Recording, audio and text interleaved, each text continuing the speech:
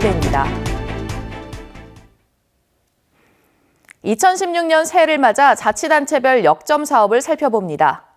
여수시는 해양관광의 중심지, 산단과 함께하는 경제 활성화 등 장밋빛 청사진도 있지만 사립외고를 둘러싼 갈등 등 해결해야 할 과제도 적지 않습니다. 권남기 기자입니다. 여수시는 먼저 지난해 1,300만 명을 기록한 여수 관광의 열기를 올해도 이어갈 예정입니다. 주철현 시장은 신년사에서 관광의 질을 높이고 관광 대박이 시민의 소득 증가로 이어지게 하겠다고 밝힌 바 있는데 관광 여수의 열매가 일부에게 집중되고 시민 대부분의 불편은 갈수록 높아지는 현실을 어떻게 풀어나갈지 주목됩니다. 매번 강조되는 지역경제 활성화도 놓칠 수 없는 올해의 과제입니다. 여수시는 올해부터 본격적으로 시작되는 혁신산단 조성과 녹지해제를 통한 공장 증설, 여수신북항 건설 사업 등을 여수경제 활성화의 기회로 꼽았습니다. 공사 기간 동안의 단기적 이익을 넘어 양질의 일자리를 만들어 나가는 것이 관건입니다. 지난해 사립외고 설립을 추진하다 홍역을 겪었던 여수시는 올해 범시민 협의체를 통해 호남 제1의 명문고를 반드시 만들겠다며 추진 의지와 갈등의 여지를 동시에 남겼습니다. 갈등은 컸지만 실익은 별로 없었던 전남대와의 통합 10년 논란. 여수시는 올해 대학의 변화를 끌어낼 만한 행동을 하겠다는 계획입니다. 이 밖에도 여수시는 시민의 복지 향상과 함께 살만한 여수를 만들어 나가기 위한 각종 정책을 올해의 역점 사업으로 내놨습니다. 전국 제1의 청렴도시가 되도록 부정부패가 없는 깨끗한 도시를 만드는 데 더욱 노력하겠다는 말씀을 드립니다. 올해 임기의 절반을 넘기는 민선 6기. 여수시가 유명한 여수를 넘어 살기 좋은 여수를 만드는 데 성공할 수 있을지 주목됩니다. MBC 뉴스 권남기입니다. 어제 저녁 10시 반쯤 광양시 중동의 한 아파트 9층에서 불이 났습니다. 당시 집안에 있던 53살 윤모 씨 등 2명과 위층에 살던 입주민 15명이 곧바로 대피해 인명피해는 발생하지 않았습니다. 소방당국은 오래된 냉장고가 과열되면서 불이 시작된 것으로 보고 정확한 화재 원인을 조사하고 있습니다. 올해 개최될 제19회 광양 매화축제는 지역 전역에서 공연, 전시, 체험 행사로 다채롭게 열릴 것으로 보입니다. 광양시는 오는 3월 18일 영호남 화합의 상징인 남도대교에서 구례와 하동군 등 3개 시군 주민들이 참여하는 용지 큰 줄 다리기 영호남 화합 행사를 시작으로 열흘 동안 지역 전역에서 공연과 전시 체험 행사 등 35개 프로그램으로 다채롭게 운영됩니다.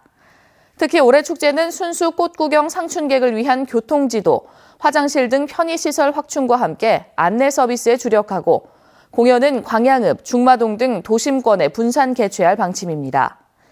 이 밖에도 해마다 반복되는 음식점, 노점상, 야시장 등 불법 행위를 원천 차단하기 위해 관계부서 합동 불법 행위 단속반을 구성, 운영할 계획입니다. 고흥군이 세외 수입 전담부서를 신설해 체납 과태료 등에 대한 본격적인 징수에 나섰습니다.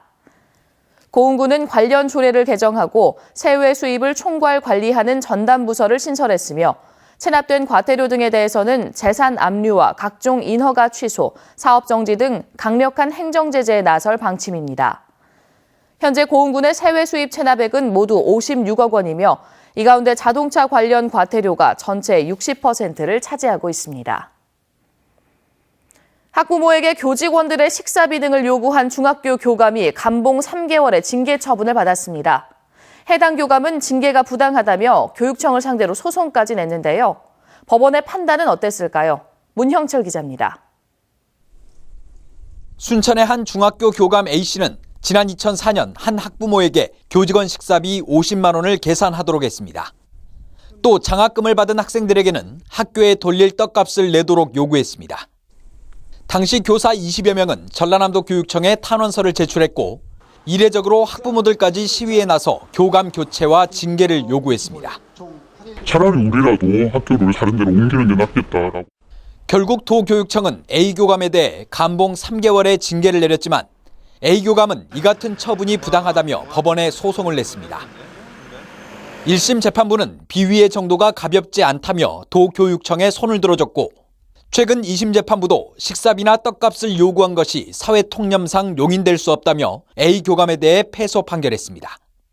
재판 과정에서 A 교감은 교사들의 노고를 위로하려는 차원에서 학부모에게 식사비 결제 등을 제한한 것에 불과하다고 주장했습니다. 하지만 법원은 교육공무원에게는 높은 수준의 윤리의식이 요구되고 특히 교감이라는 지위는 일반 교사에 비해 더 큰 도덕성과 청렴성이 필요하다며 A 교감의 주장을 받아들이지 않았습니다. 오히려 1, 2심 재판부는 A 교감의 비위 행위가 정직 처분까지 가능한 것이었다며 교육청이 정해진 징계보다 낮은 처분을 했다고 설명했습니다. MBC 뉴스 문형철입니다. 여수 유흥업소 여종업원 사망 사건과 관련해 해당 사건을 수사하던 경찰관이 성매수 혐의를 받는 것으로 확인됐습니다.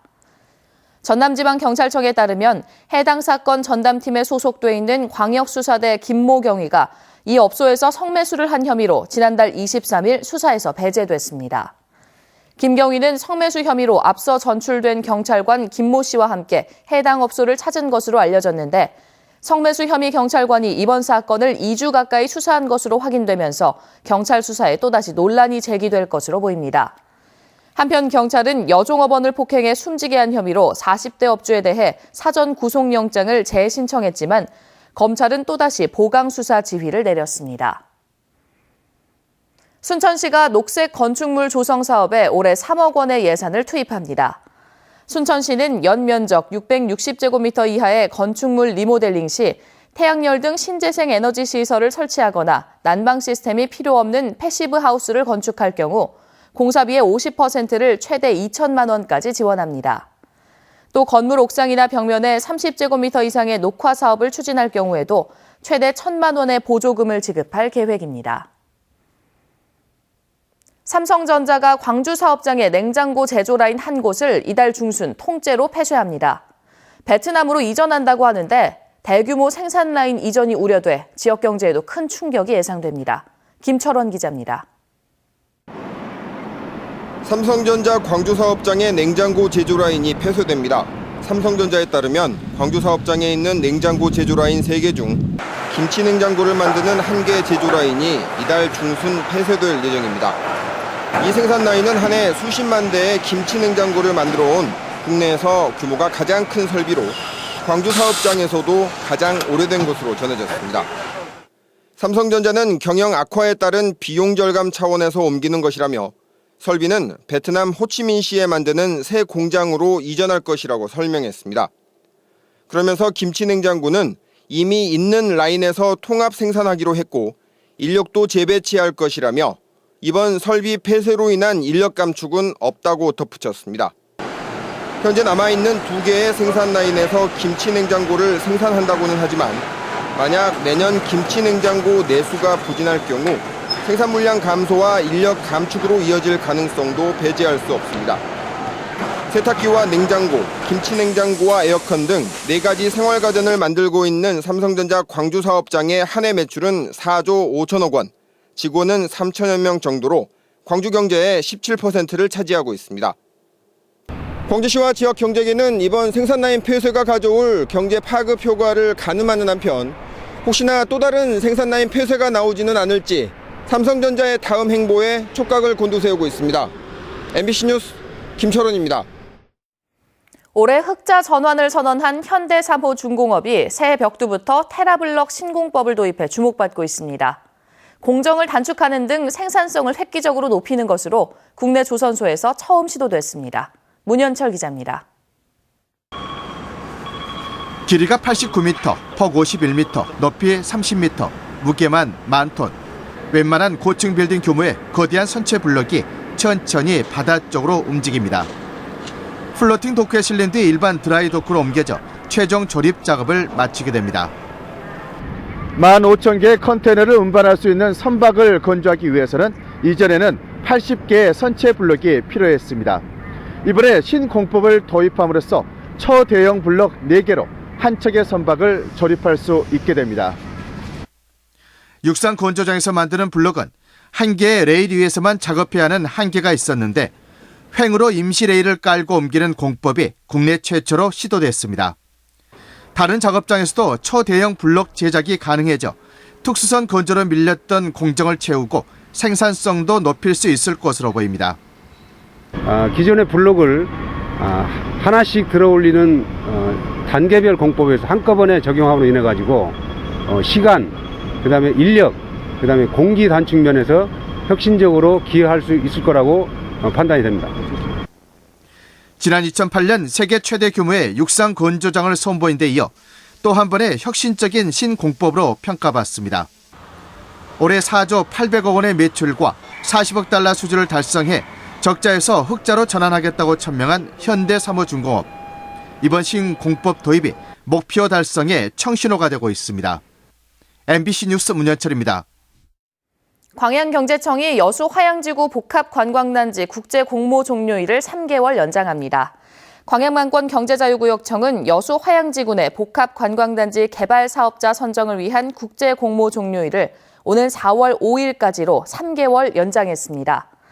광양경제청은 또 국제공모와는 별도로 화양지구의 소규모 개발을 희망하는 국내외 6개 기업과 MOU를 체결한 바 있습니다.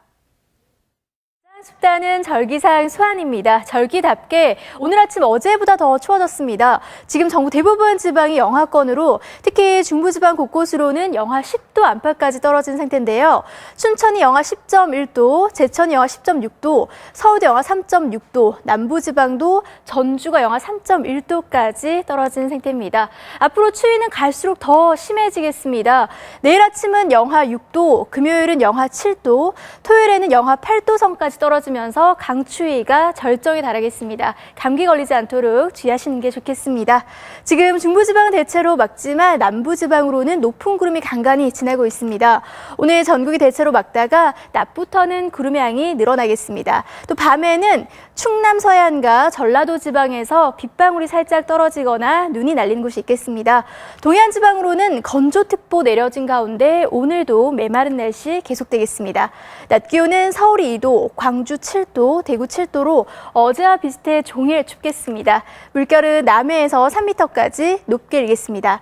금요일에는 충남과 호남 지방을 중심으로 눈이나 비가 내리겠고요. 다음 주 초반에 추위가 잠시나마 누그러질 전망입니다. 날씨였습니다.